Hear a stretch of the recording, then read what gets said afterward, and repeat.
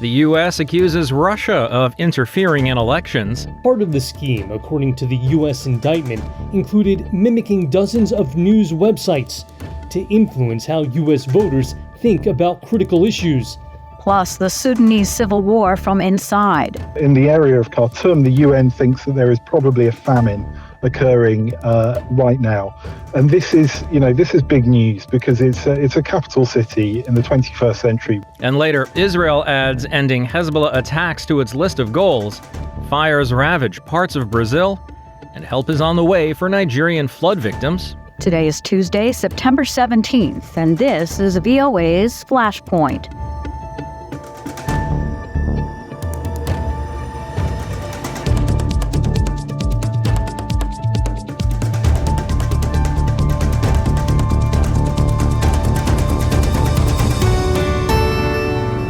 Good evening, I'm Steve Karish, along with Lori London. A second apparent assassination attempt on Republican presidential nominee Donald Trump in as many months has raised new questions about political violence in the U.S. Democratic and Republican leaders have called for more resources for the U.S. Secret Service. That's the agency charged with protecting presidents and candidates. VOA's Catherine Gibson has more. President Joe Biden on Monday condemned what appeared to be a second assassination attempt against former President Donald Trump. In America, we resolve our differences peacefully at the ballot box, not at the end of a gun. The U.S. Secret Service had already come under congressional scrutiny for its handling of the July 13th assassination attempt on Trump. Speaker of the House Mike Johnson telling Fox News this second incident only increases the need for change. I think there are some really patriotic, great people working in the Secret Service, but it's the leadership. We have no faith. Trump told Fox News Digital on Monday the Democrats' rhetoric was to blame. But Senate Majority Leader Chuck Schumer condemned the apparent assassination attempt Monday. There is no place in America for political violence of any kind. The suspect, Ryan Ruth, is accused of hiding in the bushes with a rifle outside Trump's Florida golf course. The 58-year-old activist is a strong supporter of Ukraine in its fight against Russia.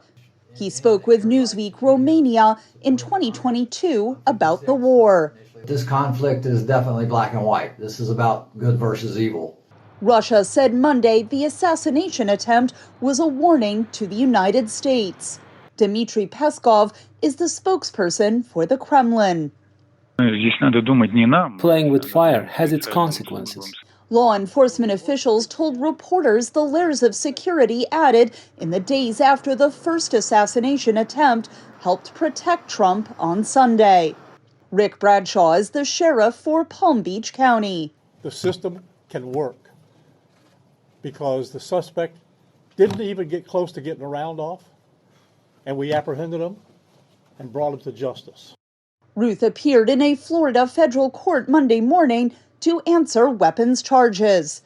Catherine Gibson, VOA News.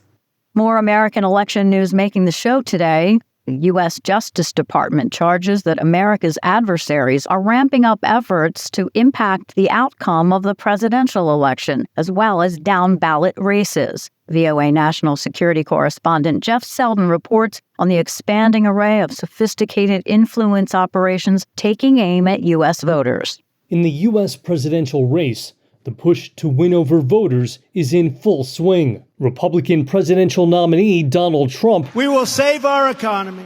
We will rescue our middle class. And Democratic presidential nominee Kamala Harris. It's time to turn the page.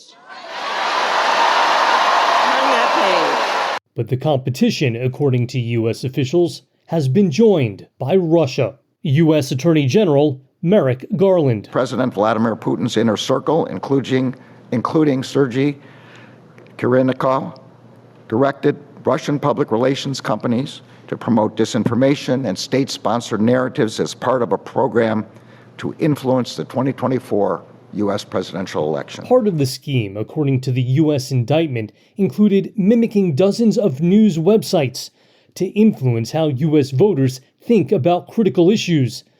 The other part involved Russia state-backed media outlet RT, charged with funneling almost $10 million to a U.S.-based media company. State Department spokesperson Matthew Miller. To pay unwitting Americans millions of dollars to carry the Kremlin's message to influence the U.S. elections and undermine democracy. Russia's denied the charges. This is Russophobia, said Foreign Ministry spokeswoman Maria Zakharova, an attack on freedom of speech. U.S. officials dismiss such denials as laughable. An unclassified intelligence assessment issued earlier this month calls Russia the most active foreign influence threat to the upcoming election, aiming to boost the chances of former President Donald Trump. And then there's Iran. We have observed increasingly aggressive Iranian activity during this election cycle. That includes recently reported activities by Iran to compromise former President Trump's campaign and to avoid an election outcome that it regards as against its interests. U.S. intelligence officials say China has also been running a small-scale social media campaign aimed at hurting candidates thought to be hostile to Beijing. But whether U.S. deterrence is working is questionable. Syracuse University's Margaret Talev. I don't think so far this has really broken through as a top issue that most American voters are following, but it's really important for voters to understand what's going on and how they may be pawns. Giving Americans lots to think about as they get ready to head to the polls. Jeff Selden, VOA News, Washington. In a related story, Meta, the owner of Facebook, Instagram, and other social media and tech companies, will keep Russian state media off its platforms. Reuters' Leila Shakrashahi reports. Facebook owner Meta announced on Monday that it is banning Russian state media from its platforms. That includes RT and Rossija Zagodnya, with the company citing deceptive tactics used to carry out covert influence operations online. The ban marks a sharp escalation from the world's biggest social media company against Russian state media. Until now, Meta only limited ad capabilities and reduced the reach of their posts. In a statement, Meta said, quote, "After careful consideration, we expanded our ongoing enforcement against Russian state media outlets. Rossija Zagodnya, RT, and other related entities are now banned from our apps globally for foreign interference activity." It also said enforcement of the ban would roll out over the coming days. Meta's apps also include Instagram, WhatsApp, and Threads. The decision follows the US filing money laundering charges against 2 RT employees. Washington alleges the 2 hired an American company to produce content aimed at influencing the 2024 presidential election. Days ago, Secretary of State Antony Blinken equated RT's activities to covert intelligence operations. They are engaged in covert influence activities aimed at undermining American elections and democracies, functioning like a de facto arm of Russia's intelligence apparatus. Today, we're announcing that these Kremlin-backed media outlets are not only playing this covert influence role to undermine democracy in the United States, but also to meddle in the sovereign affairs of countries around the world. Russia's embassy to the US did not immediately respond to a Reuters request for comment, and the White House declined to comment. In briefing materials shared with Reuters, Meta said it had seen Russian state-controlled media attempting to evade detection online and anticipated continued deceptive practices. That's Leila Shakrashahi of Reuters reporting for us today. Turning to the Middle East, more than 1,000 people across parts of Lebanon, including hundreds of Hezbollah fighters and medics, were wounded on Tuesday when the pagers they used to communicate exploded. Iran's ambassador to Lebanon was among those injured. So far, Israel has not commented. The explosions follow an overnight security cabinet meeting when Prime Minister Benjamin Netanyahu said stopping Hezbollah attacks in the country's north is now a formal war goal that may involve a wider military operation in Lebanon. Netanyahu is also said to be planning to replace his defense minister. After meeting with U.S. officials at the State Department in Washington Monday, Israeli opposition leader Yair Lapid said a hostage release and ceasefire deal need to be the absolute priority. We cannot wait for any political changes. We need to make the deal now. Lapid said he would give Netanyahu any necessary safety net in order to make the deal. Israel as a nation will not heal unless we will bring them back home. This is essential to our existence. State Department spokesman Matthew Miller said the United States is still working with mediators from Egypt and Qatar to present a revised proposal for a ceasefire in the war in Gaza.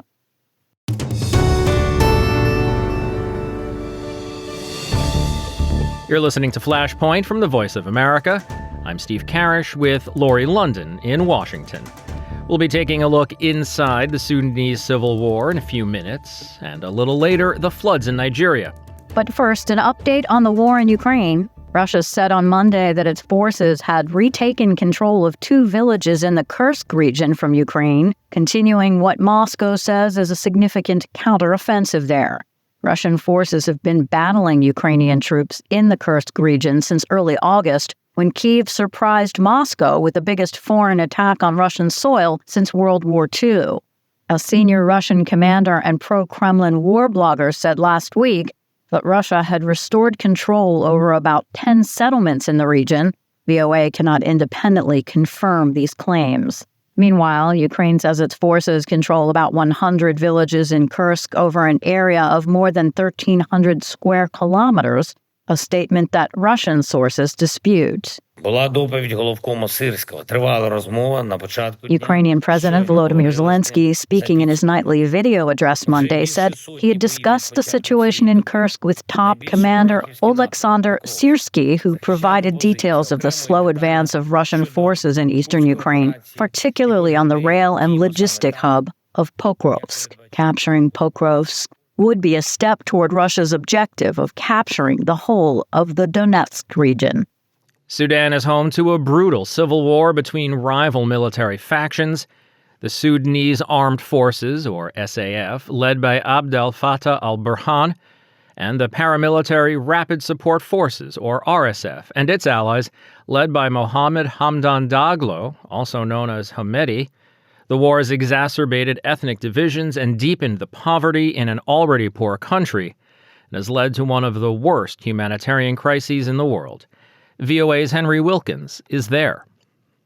For the average civilian, I mean, the thing that you have to understand is that many of the people who lived in Omdurman have left. So at least half of the population of what is Sudan's most populous city have fled. So, huge areas of the city are deserted at the moment. There's one part in the north of Omdurman which has been more or less controlled by the Sudanese armed forces throughout the war. And there, life almost continues as normal. But then as you go further south towards Khartoum and the RSF-controlled areas of the greater Khartoum metropolitan area, the blocks are deserted. There really isn't a building which hasn't been touched in some way by the fighting, whether it's been completely blown up, burnt out, looted, just total apocalyptic devastation. Nobody around except for soldiers.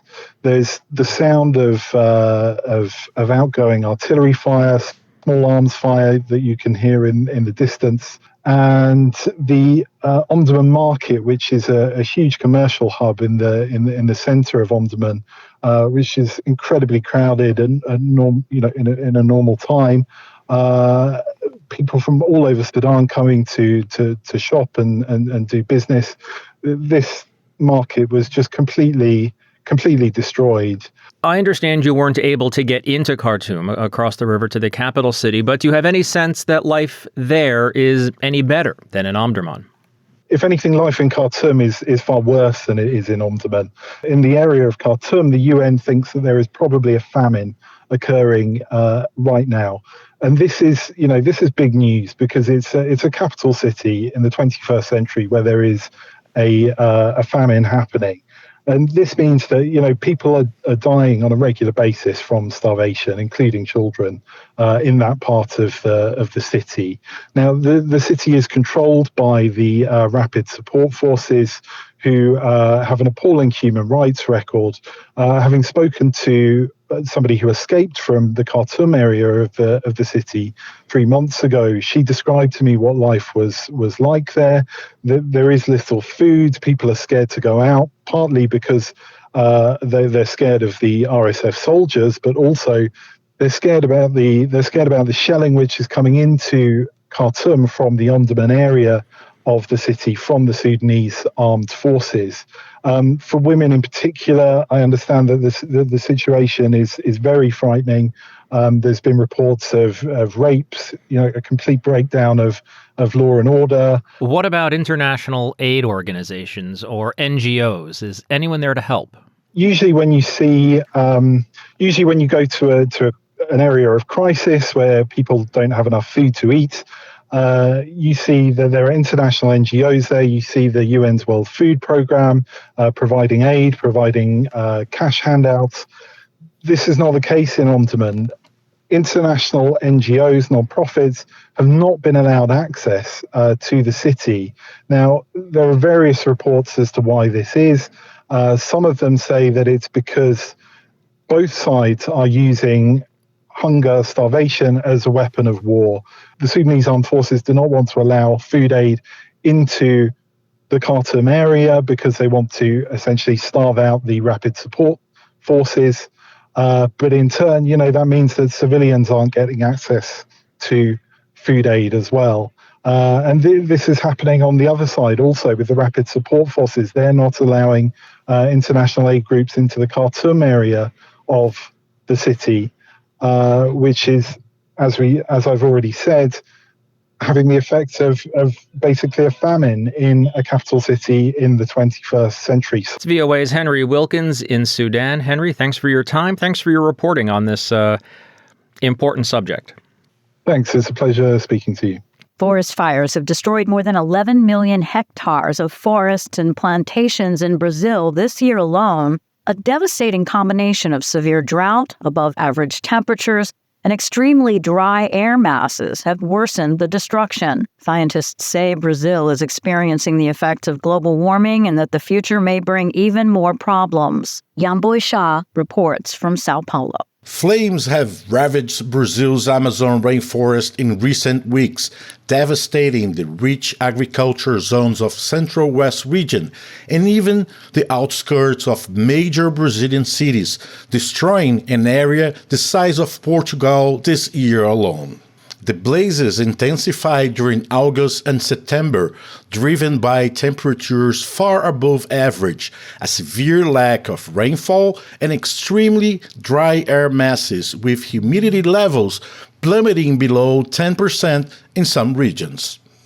The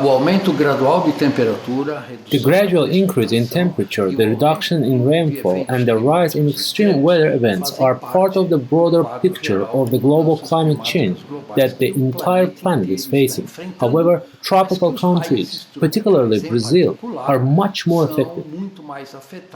Paulo Artacho, a leading climate scientist, has dedicated his life to studying the impacts of climate change.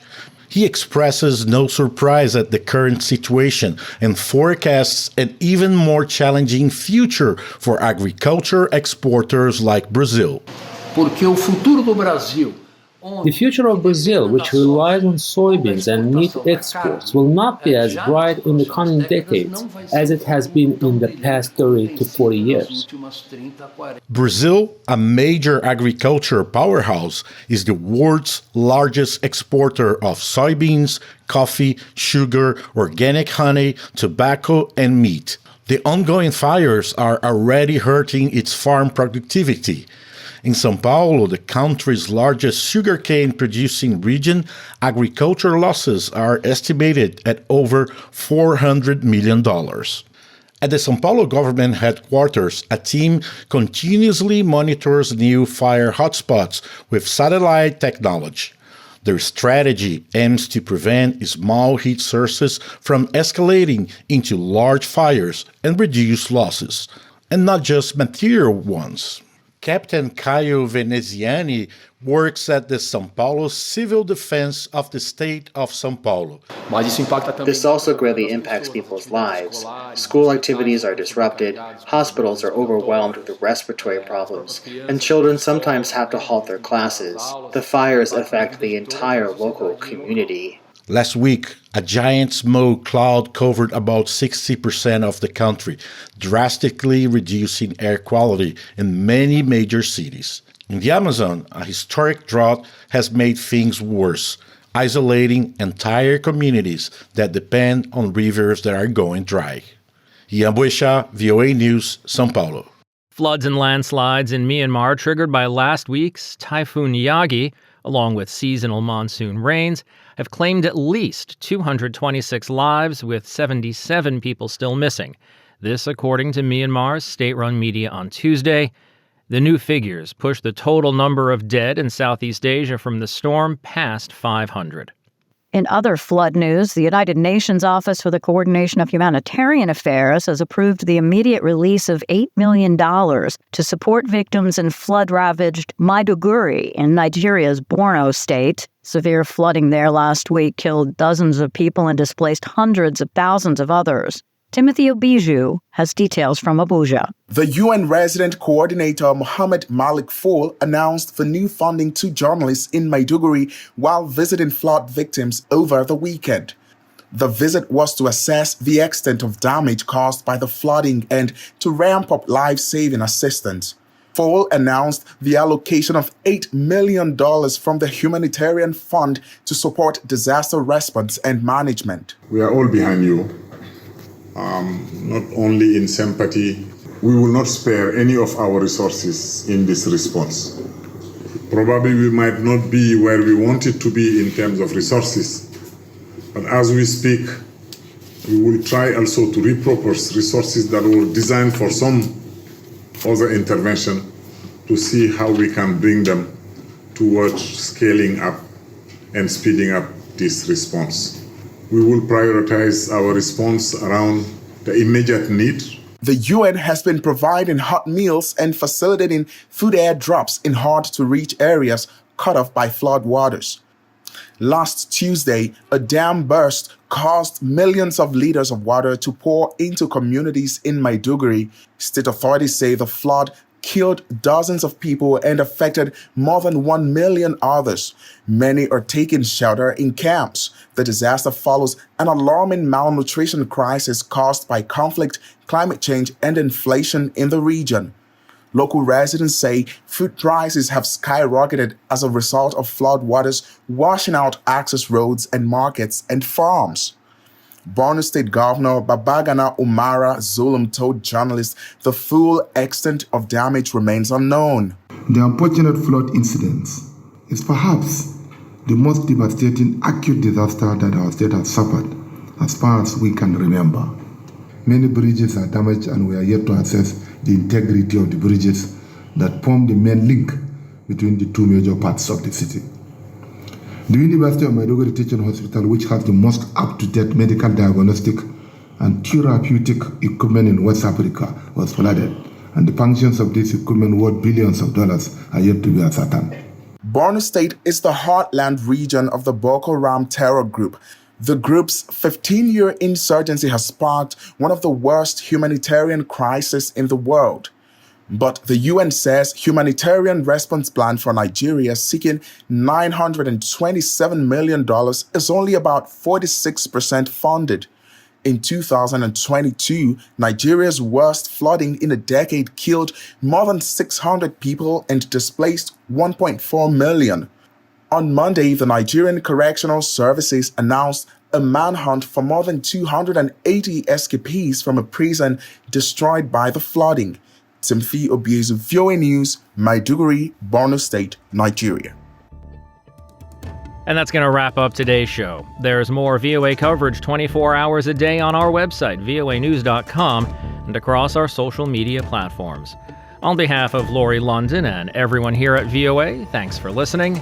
Until tomorrow, I'm Steve Karish.